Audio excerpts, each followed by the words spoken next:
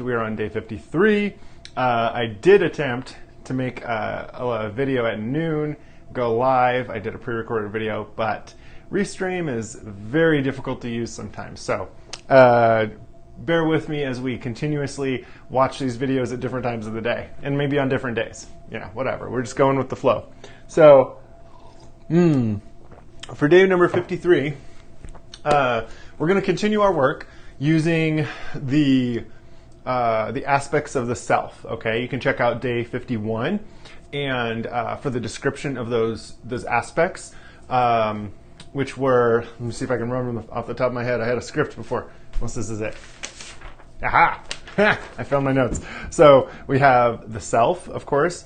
We have behavior. We have social self. We have our physical self, our emotional self, our mental self, and then our spiritual self. So we're going to be examining another aspect, a different one from yesterday, and we're going to illuminate what we can change or modify within that space too. Okay, let me think how we can put this through. So we understand, look, we talked a little bit before, and we understand that 95% of us is just programming that's ingrained within our tissues. And wherever that we have nerves in our body, we have programming in that space too.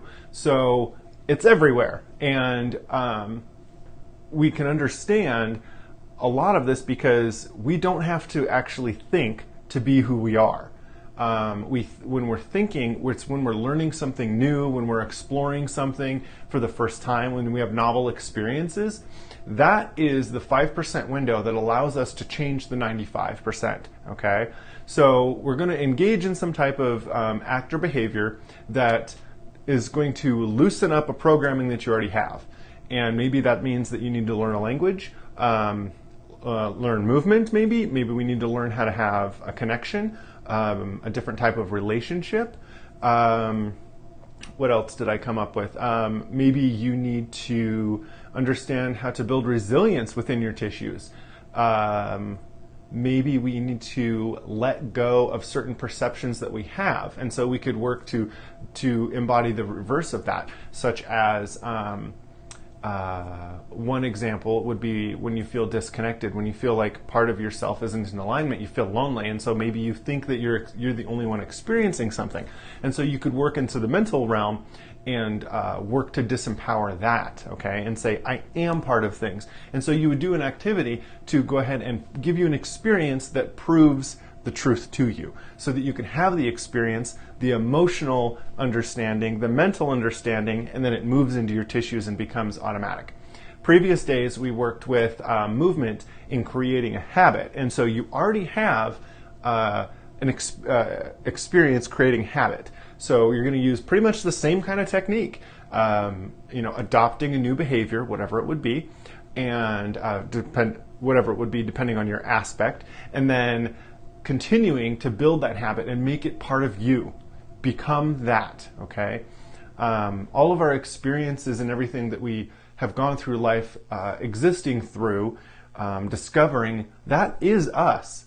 Until we decide to change it, until we decide to let go of the past representation of who we are. And so maybe even one thing you could do is become comfortable with change.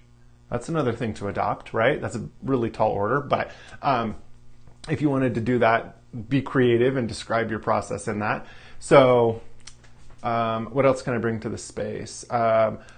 As we are modifying ourselves, understand that old programming does need to be honored on its way out. And so we want to celebrate the release of these things. And this might look like grieving or something of that nature, some type of self-care.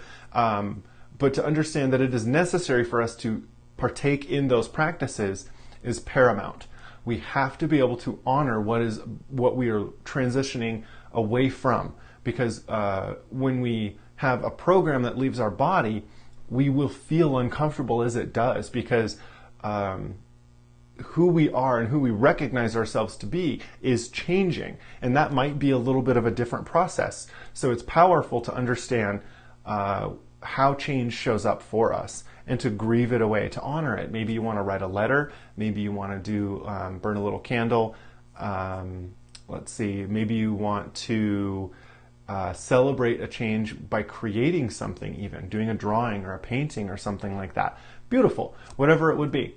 You guys know how to grieve at this point. So go ahead and share the video, put the description of the second of what you're going to release from a different aspect, not what you did in day 52, so a totally another one, and write your experience with it. Are you scared to do it? Are you ambitious about it?